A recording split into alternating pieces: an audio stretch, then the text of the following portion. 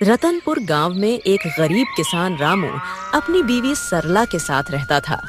सुबह के वक्त मिट्टी के छोटे से घर में चूल्हा जल रहा था, जिस पर लोहे की कढ़ाई में थोड़ी सी सब्जी पक रही थी।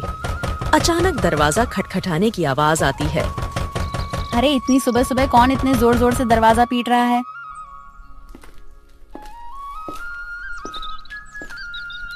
दरवाजा खोलते ही सेठ हरीलाल गुस्से में लाल पीला खड़ा था, जो कि बहुत लालची और चालबाज है।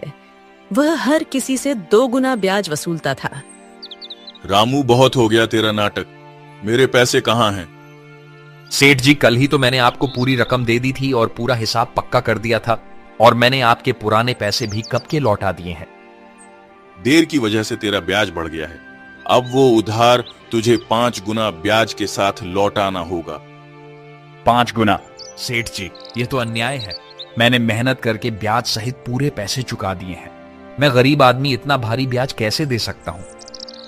ज्यादा जुबान मत चला। अगर पैसा नहीं दिया ना तो तेरे घर का ताला तोड़कर बर्तन कपड़ा सब उठा ले जाऊंगा।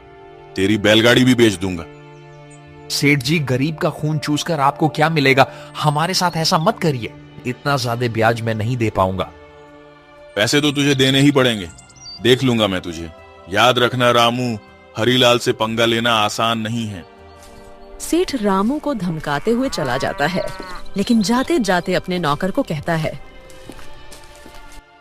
इस गरीब भिखारी की इतनी मजाल, मुझे ना बोलकर इसने गलती कर दी। इसे तो सबक सिखाना पड़ेगा ताकि गांव में बाकी गरीब भी डर में रहे। आप बताइए, ये जिंदगी कब बदलेगी? रोज रोज 2 वक्त की रोटी के लिए जूझना पड़ता है। कभी मन करता है घर की टूटी छत ठीक करवा दूं, तो कभी सोचती हूँ कि हमारे पास भी अच्छे कपड़े हों, लेकिन लगता है किस्मत ने हमें बस तंगी ही दी है। मुझे पता है तुम्हें तकलीफ है, पर मैं क्या करूं? खेत छोटे हैं, बारिश वक्त पर नहीं होती, ऊपर से कर्ज का बोझ भी सर पर है। मैं दिन रात मेहनत करूं, तब हमारे हिस्से में यही नमक रोटी आती है। मेहनत? हाँ, मेहनत तो आप करते हैं, लेकिन भगवान हमारी सुनता ही कहाँ है। लगता है जैसे भाग्य ने हमें इस गरीबी में ही सड़ने के लिए भेजा है। सरला ने आह भरी, पर चुपचाप सब्जी पकाने लगी। कमरे में सन्नाटा था। रामू ने मन ही मन ठान लिया, आज खेत में चाहे जान निकल जाए, पर घर लौटकर कुछ ऐसा लाऊंगा जिससे सरला के चेहरे पर मुस्कान आ जाए। रामू को नहीं पता था कि आज का दिन उसकी जिंदगी की सबसे बड़ी कहानी की शुरुआत करने वाला है। सुबह के वक्त रामू खेत जाने के लिए घर से निकल रहा है। सुबह की हल्की हल्की धूप खेतों पर पड़ रही थी। सरला के मन में आज कुछ हलचल सी चल रही थी। रामू रोज गांव के बीच से होकर जाने वाला रास्ता मंदिर के पास से गुजरता था। रामू रोज इसी रास्ते से जाता था, क्योंकि यही सबसे छोटा और आसान रास्ता था। मंदिर में उस वक्त बस पुजारी ही थे जो सफाई कर रहे थे। प्रणाम पंडित जी, कैसे हैं आप? तबीयत ठीक है ना आपकी? हाँ बेटा, सब अच्छा है। भगवान का आशीर्वाद तुझ पर हमेशा बना रहे। पुजारी से बात करके रामू अपने खेत की तरफ निकल जाता है। उसी शाम गांव का सबसे अमीर सेठ हरीलाल अपने नौकर के साथ बैठा था। वह बहुत लालची और चालाक था। उसके मन में एक खतरनाक योजना पनप रही थी। सेठ हरीलाल अपने बड़े से घर में खाट पर बैठा पान चबा रहा था। पास में उसका नौकर कालू खड़ा था। अरे कालू सुन, मंदिर के गहनों को देखकर मेरा जी ललचा गया है। कल रात मंदिर में जो सोने चांदी के गहने हैं ना, वो मेरे घर में होने चाहिए। गांव वाले मेरी इज्जत करते हैं, लेकिन पैसा और बढ़ाना है मुझे। सेठ जी, पर यह तो पाप का काम होगा। भगवान के घर से गहने चुराना अच्छा नहीं लगेगा। अरे मूर्ख, भगवान को क्या जरूरत है गहनों की? उनका क्या होगा इनसे? असली भगवान तो पैसा है, और पैसा इंसान के हाथ में अच्छा लगता है। पर गांव वाले अगर उनको पता चल गया तो? बस यही तो मजा है। चोरी हम करेंगे और इल्जाम किसी और पर लगेगा। पता है किस पर? उस गरीब रामू पर। आज उसकी और उसकी बीवी की जुबान बहुत ज्यादा ही चल रही थी। रामू, वो तो रोज मंदिर के पास से ही अपने खेत के लिए जाता है ना? हाँ, हम इसी बात का फायदा उठाएंगे। सबको लगेगा कि उसी ने चोरी की, गांव वाले पहले ही उसे तिरछी नजरों से देखते हैं। बस आज रात ही हम अपना काम कर देंगे और सुबह हंगामा हो जाएगा। तू बस ये याद रख, कोई गलती नहीं होनी चाहिए। आधी रात को हम मंदिर में घुसेंगे, गहने उठाएंगे और अपने गोदाम में छुपा देंगे। सुबह मैं खुद शोर मचाऊंगा और रामू का नाम लूंगा। कालू डरते डरते सिर हिलाता है और अपने सेठ की बात मान लेता है। रात का समय था। गांव में हर तरफ सन्नाटा था। बस कहीं कहीं कुत्तों के भौंकने की आवाज आ रही थी। उस रात सेठ लालच में अंधा हो जाता है और इस घिनौनी साजिश को अंजाम देता है। अपने नौकर से मंदिर में चोरी करवाता है। पास ही अंधेरे में एक काली बिल्ली म्याऊं करके गुजर जाती है, जैसे वो इस पाप की गवाही दे रही हो। अगली सुबह गांव के बीचों बीच मंदिर के सामने एक भीड़ इकट्ठी हो गई थी। हर कोई जोर जोर से बातें कर रहा था। माहौल में घबराहट और गुस्से की गूंज थी। अरे यह क्या हो गया? मंदिर के सारे सोने के गहने रातों रात गायब हो गए। इतना बड़ा अपशकुन, भगवान के गहने चुरा ले गया कोई। ये तो बहुत बुरी बात है। इसी बीच रामू रोज की तरह खेत की तरफ जाने के लिए उसी रास्ते से गुजर रहा था। भीड़ देखकर वो रुक गया और पास आ गया। अरे क्या हो गया भाई लोग, इतनी सुबह सुबह ये भीड़ किस बात की है? अरे रामू, तूने सुना नहीं, मंदिर में चोरी हो गई। भगवान के सारे गहने कोई उठा ले गया। रामू यह सुनकर चौंक जाता है। भीड़ में खड़ा सेठ, जो असल में चोरी किया था, वह बहुत मासूम बन रहा था। पंडित जी आप बताइए, कल रात तक तो गहने मंदिर में थे, फिर अचानक कौन ले गया? आप बताइए पंडित जी, क्या आपने मंदिर के आसपास किसी को आते जाते देखा है? आपको किसी पर शक है क्या? अरे मैंने देखा है रामू, रोज मंदिर के रास्ते से आना जाना करता है। सेठ जी, कल तक तो सब कुछ ठीक ठाक था। मंदिर के पास से तो कई लोग गुजरते हैं, लेकिन रोज सुबह सुबह खेत की तरफ जाने के लिए रामू इधर से निकलता है। मगर रामू ऐसा काम करेगा मुझे नहीं लगता। अरे पंडित जी, जमाना खराब है, आदमी की नीयत कब बदल जाए क्या पता। और वैसे भी जिसने किया है वो मुंह से कभी मानेगा नहीं। मैंने अपनी आंखों से देखा है। रात को जब मैं खेत की तरफ जा रहा था, रामू मंदिर के पास चुपके चुपके घूम रहा था। ये क्या कह रहे हो आप लोग? मैंने कोई चोरी नहीं की है। इतना बड़ा पाप मुझ पर मत डालो। अरे हाँ, ये गरीब आदमी है, पैसों की तंगी में है, ये कर भी सकता है ये काम। ये लोग मुंह पर अच्छे बनते हैं। अरे भगवान से डरिए आप लोग, हमने कुछ नहीं किया। हम गरीब जरूर हैं, लेकिन चोर नहीं। मेरे पति जितना ईमानदार इंसान इस पूरे गांव में कोई नहीं है। ऐसा मत कहिए, वरना भगवान आप लोगों को कभी माफ नहीं करेगा। रामू और उसकी बीवी ने बहुत समझाने की कोशिश करी, लेकिन भीड़ मानने को तैयार नहीं थी। सब रामू को ही चोर मान बैठे। रामू और सरला की आंखों में आंसू आ गए, लेकिन भीड़ में कोई उनकी सुनने को तैयार नहीं था। गांव वालों, अब तो सब साफ है।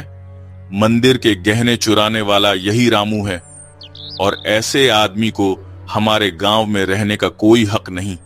चोरी करने वाले की एक ही सजा है, गांव से बाहर निकाल देना। हाँ, अगर इसने मंदिर में चोरी की है तो यह तो भगवान का भी अपराधी हुआ। इसे यहीं रहने देंगे तो कल हमारे घरों से भी चीजें गायब हो जाएंगी। अरे आप सब क्यों नहीं समझते? मैं निर्दोष हूं, मैंने कोई चोरी नहीं की। मैं तो रोज के जैसे अपने खेत जा रहा था। मुझ पर इतना बड़ा इल्जाम मत डालिए। भीड़ में जोर जोर से आवाजें गूंजने लगी, निकालो इसे, निकालो इसे गांव से। भीड़ में हलचल मच गई। लोग एक दूसरे से कान्हा फूंसी करने लगे। रामू और सरला की आंखों में आंसू भर आए। उन्होंने कई बार सफाई देने की कोशिश की, लेकिन किसी ने उनकी नहीं सुनी। सबने मिलकर उन्हें गांव के बाहर निकाल दिया। रामू और सरला मजबूर होकर गांव छोड़कर चले गए। रामू और सरला रोते रोते गांव छोड़ चुके थे। गांव के बाहर एक सुनसान जगह पर टूटी फूटी झाड़ियों और कंटीली झाड़ियों के बीच एक पुरानी पड़ी झोपड़ी मिली। मजबूरी में वहीं उनका नया घर बन गया। सुनिए जी, यह जगह कितनी सुनसान है। न पास में कोई इंसान, यहाँ आसपास की झोपड़ियों में कोई रहता भी नहीं है। न खाने को कुछ है। अब हम क्या करेंगे? क्या करें सरला? जब अपना गांव ही हमें ठुकरा दे तो कहीं और सहारा ढूंढना पड़ता है। यही हमारी तकदीर है। मैं तो ये सोच रहा हूं आखिर चोरी की किसने है, और इल्जाम मुझ पर डाल दिया गया। मैं असली चोर का पता लगाकर रहूंगा। दिन ढल गया। सरला रोते रोते सो गई। रामू सारी रात परेशान बैठा रहा।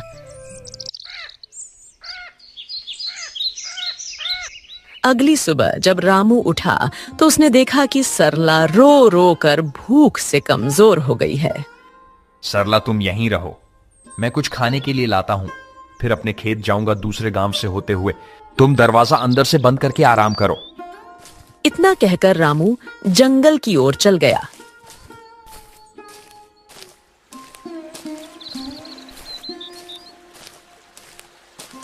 रामू ने सरला को कुछ फल और आसपास की नदी से पानी लाकर दिया। रामू दूसरे गांव से होते हुए अपने खेत जाने के लिए निकल गया। अचानक घने जंगल में सामने से एक साधु बाबा प्रकट होते हैं।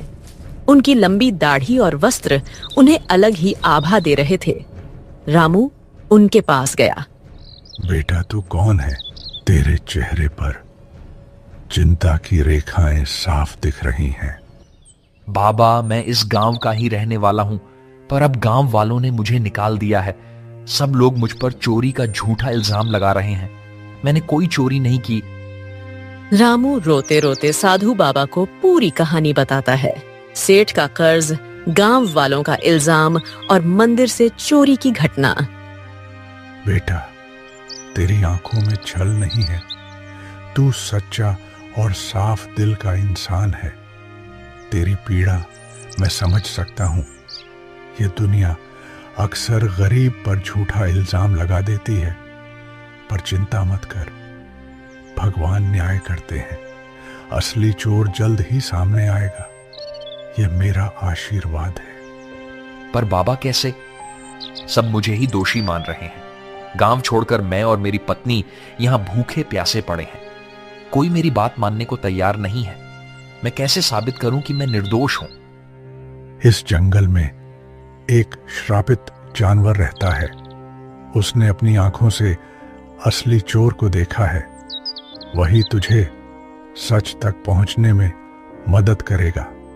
पर ध्यान रहे, उस जानवर को ढूंढना आसान नहीं है। उसके पास जाना होगा, उसका विश्वास जीतना होगा, तभी वह तेरी मदद करेगा। श्रापित जानवर बाबा, वह कौन है? मैं उसे कैसे ढूंढूं? यहां जंगल में तो बहुत से जानवर हैं। वह एक श्रापित काली बिल्ली है। सच यह है कि उसकी आंखों ने वह दृश्य देखा है जो किसी और ने नहीं देखा। जा बेटा, उस जानवर को ढूंढ और उससे मदद मांग। वो बिल्ली तेरी जिंदगी बदल देगी। भगवान तेरा साथ देंगे। जा बेटा, सत्य की शक्ति तेरे साथ है। साधु बाबा रामू को आशीर्वाद देकर अचानक गायब हो गए। रामू समझ गया था कि यह भगवान की लीला है। रामू तुरंत ही बाबा के बताए अनुसार उस बिल्ली को ढूंढने के लिए निकल गया। जंगल का सन्नाटा, पत्तों की सरसराहट। रामू थका हारा, भूखा प्यासा, उम्मीद के सहारे इधर उधर भटक रहा था। उसने पूरा जंगल छान मारा, पर उसे वो काली बिल्ली कहीं नहीं मिली। दिन ढलने को आया। रामू अब निराश होकर अपनी झोपड़ी की तरफ जा रहा था। अचानक तभी उसकी नजर एक काली बिल्ली पर पड़ी। बिल्ली की चमकती आंखें दो अंगारों जैसी दिखाई दे रही थीं। ओ बिल्ली रानी, क्या तुम वही हो जिसके बारे में साधु बाबा ने कहा था? क्या तुमने उस रात देखा था? असली चोर कौन है? माँ, बिल्ली, क्या तुम मेरी मदद करोगी? मुझ पर झूठा इल्जाम लगाकर गांव से निकाल दिया गया है। क्या तुम सच जानती हो? मुझे बता दो, असली चोर कौन है? बिल्ली उसकी आंखों में देखती है। रामू का साफ दिल और अच्छी नीयत देखकर जैसे उसे सब समझ आ गया हो। अचानक बिल्ली की आंखों से एक अजीब सी चमक निकलती है और वह इंसानी आवाज में बोल उठती है। रामू, तुम्हारे साथ बहुत बड़ा अन्याय हुआ है। मंदिर के गहने तुमने नहीं चुराए। असली चोर तुम्हारे गांव का सेठ और उसका नौकर है। दोनों ने मिलकर मंदिर से गहने चुराए और चोरी का इल्जाम तुम्हारे सिर पर चढ़ा दिया ताकि कोई शक न करे। सेठ जानता था कि तुम गरीब हो, तुम्हारे पास कोई सबूत नहीं होगा, इसलिए उसने चालाकी से तुम्हें बलि का बकरा बना दिया। क्या गांव का सेठ, वही जो सबसे धर्म और दान की बातें करता है, और उसका नौकर भी तो यही सच्चाई है? गांव वालों ने मेरी ईमानदारी पर शक किया और असली अपराधी चैन से सो रहा है। मां बिल्ली, अब मैं क्या करूं? यह सच गांव वालों तक कैसे पहुंचाऊं? समय आने दो रामू, सच को कोई दबा नहीं सकता। मैं तुम्हारी मदद करूंगी। तुम मुझे कल गांव लेकर चलो। मैं वहां जाकर सबको सारी सच्चाई बताऊंगी और तुम्हें निर्दोष साबित करूंगी। रामू को बिल्ली की बातें सुनकर राहत मिलती है।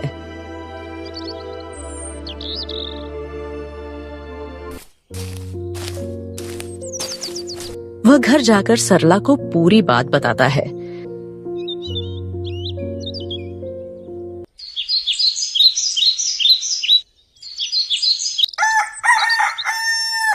अगली सुबह रामू और सरला बिल्ली को लेकर गांव जाते हैं और सबको बुलाते हैं।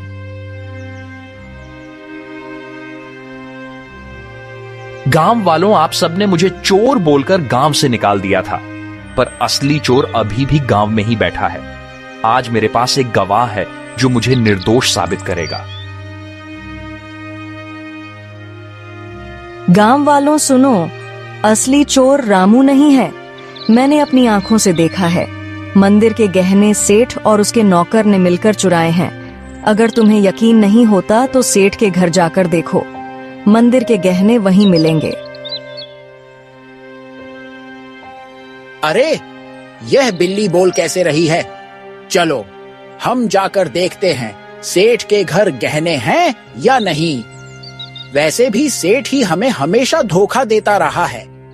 बिल्ली को बोलता देख सब चौंक जाते हैं और गांव के कुछ लोग सेठ के घर जाते हैं। उनको गहने सेठ के घर में मिल जाते हैं। अब पूरे गांव में बातें होने लगी। सेठ चोर है, सेठ चोर है।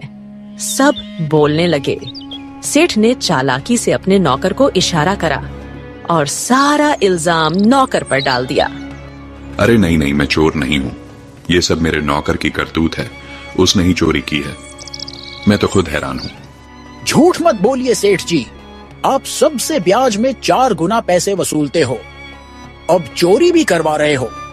ठीक है, अगर तुम सब कहते हो तो इस नौकर को सजा मैं दूंगा, क्योंकि यही असली चोर है। मुझे इस बारे में कुछ नहीं पता था। सेठ ने पूरे गहने वापस मंदिर में रखवा दिए। अब गांव में उसकी कोई इज्जत नहीं करता है। पूरे गांव वालों ने रामू से माफी मांगी।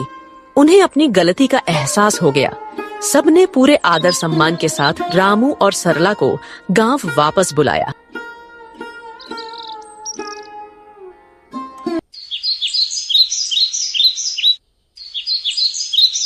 रामू और उसकी पत्नी सरला अब वापस अपने घर आ गए थे।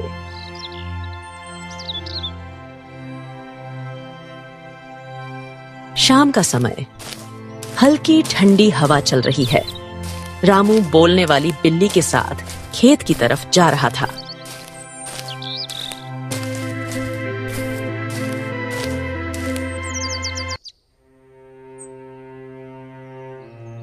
मां बिल्ली, आज अगर तुम ना होती तो मेरी जिंदगी बर्बाद हो जाती। तुम्हारे ही कारण ही मुझे इज्जत वापस मिली। तुम्हारा बहुत बहुत धन्यवाद। रामू, अब मुझे तुमसे एक आखिरी बात कहनी है।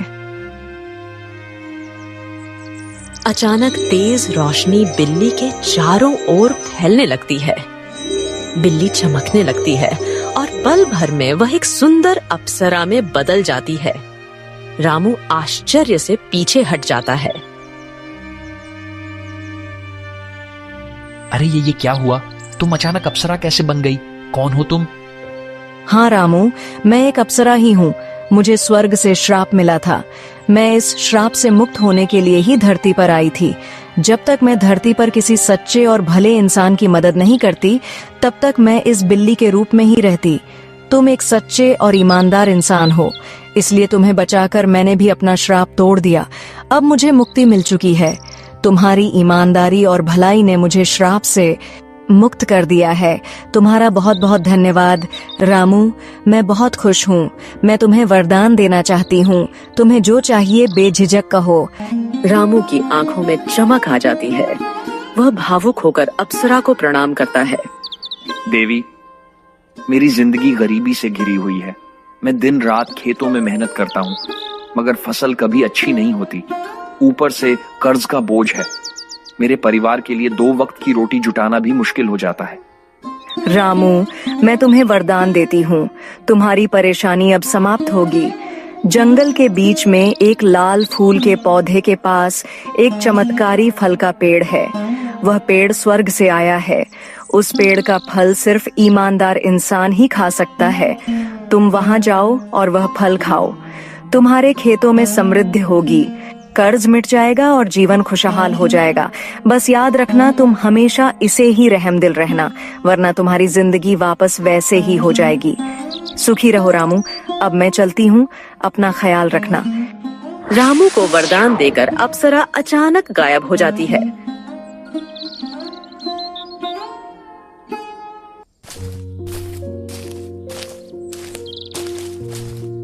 रामू जंगल में चारों तरफ उस चमत्कारी पेड़ को ढूंढता है। सूरज ढलने को होता है। थका हारा रामू अचानक लाल फूल के पौधे को देख लेता है। रामू धीरे धीरे आगे बढ़ता है और देखता है कि पौधे के पीछे एक सुंदर चमकदार पेड़ खड़ा है। पेड़ की टहनियों पर सुनहरे फल चमक रहे हैं। रामू श्रद्धा से पेड़ के पास जाता है। पेड़ देवता, मुझे अप्सरा ने आपके पास भेजा है। मैं गरीब किसान रामू हूँ। क्या मैं आपके फल खा सकता हूँ? अचानक पेड़ से आवाज आई। रामू, मुझे सब पता है। तुम सच्चे और भले इंसान हो, इसीलिए अप्सरा ने तुम्हें यहां तक पहुंचाया है। तुम मेरा एक फल खा लो, तुम्हारी सारी परेशानियां मिट जाएंगी और तुम्हारा जीवन खुशहाल हो जाएगा।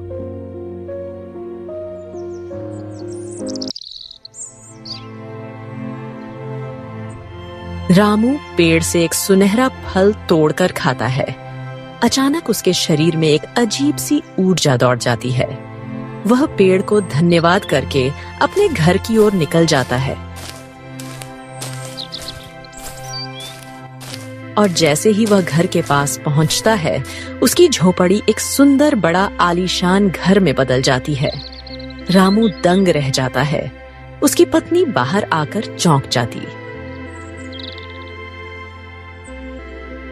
अरे सुनिए, ये क्या हो गया?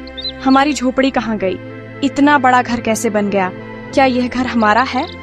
हाँ प्रिय, यह सब भगवान की कृपा है। जंगल में मुझे एक अप्सरा मिली। उसने मुझे चमत्कारी पेड़ का रास्ता बताया।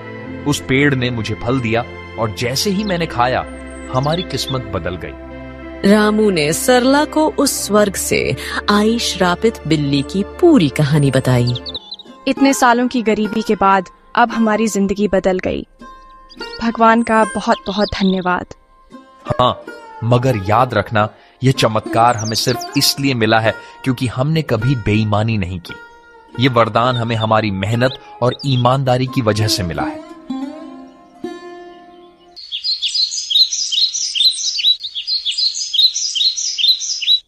अब रामू और सरला अपने नए घर में खुशी से रहने लगे।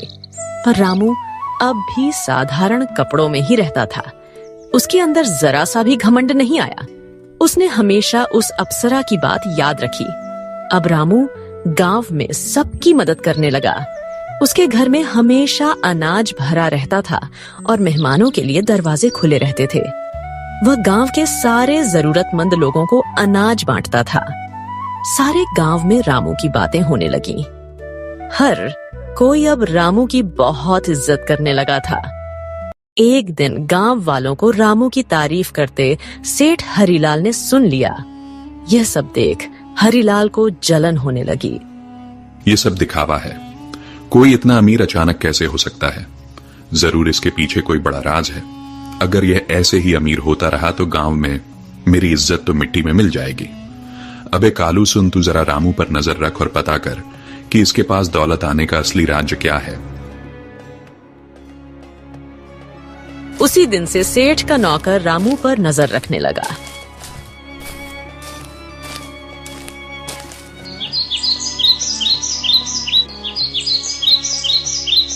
एक दिन सेठ का नौकर रामू का पीछा कर रहा था।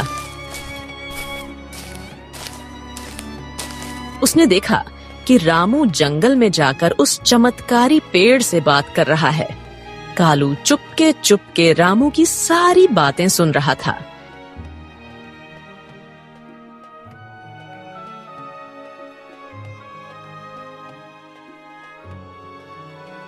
सेठ जी, मैंने सब देख लिया, सब पता कर लिया। रामू उस जंगल के बीच वाले पेड़ से बात कर रहा था। उसने उस पेड़ का फल खाया है जिसकी वजह से उसकी गरीबी दूर हुई और वह अमीर बन गया। क्या सच में? तो चल अभी उसी पेड़ के पास चलते हैं। अगर रामू अमीर हो सकता है तो मैं क्यों नहीं? मैं तो उससे भी बड़ा अमीर बनूंगा। मेरे पास तो पहले से ही ताकत और पैसा है। उस पेड़ को मैं अपनी मुट्ठी में कर लूंगा। सेठ लालच में आकर तुरंत अपने नौकर के साथ जंगल की ओर निकल गया। पर उसे क्या पता था, आज यह लालच उसे ले डूबेगी। वो लोग पेड़ के पास पहुंचे और फल तोड़ने की कोशिश करते हैं, पर एक भी फल उनसे नहीं टूटता।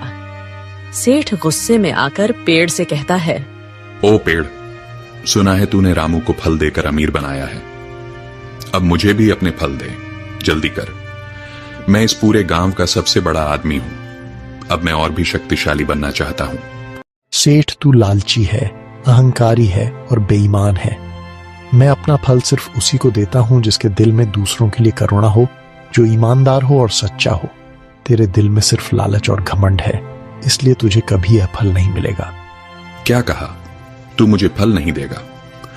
अरे मूर्ख पेड़, अगर तू मुझे फल नहीं देगा तो मैं तुझे जड़ से काट दूंगा। तेरे जैसे 1000 पेड़ मैं खरीद सकता हूं मैं। अब तू देख, तुझे काट कर मैं तेरे सारे फल ले लूंगा। अबे कालू, कुल्हाड़ी उठा और इसे काट डाल।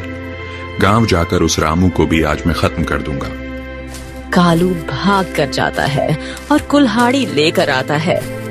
सेठ पेड़ को अपने पैर से मारने लगता है और उसका नौकर कुल्हाड़ी से पेड़ काटने की कोशिश करता है, लेकिन कुल्हाड़ी लगते ही चिंगारियों में निकलती है।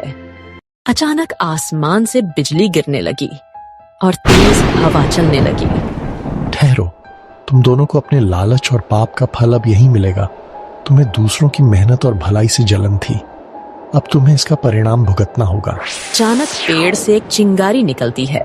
सेठ और उसका नौकर वहीं जलकर राख हो जाते हैं। सच्चाई और ईमानदारी की राह चाहे कितनी भी कठिन क्यों ना हो, अंत में जीत हमेशा अच्छाई की ही होती है। लालच और बेईमानी इंसान को कभी सुख नहीं दे सकते। भगवान भी उसी का साथ देते हैं जिसका दिल साफ हो और जो दूसरों की मदद करता है। इसीलिए हमें हमेशा नेक रास्ते पर चलना चाहिए।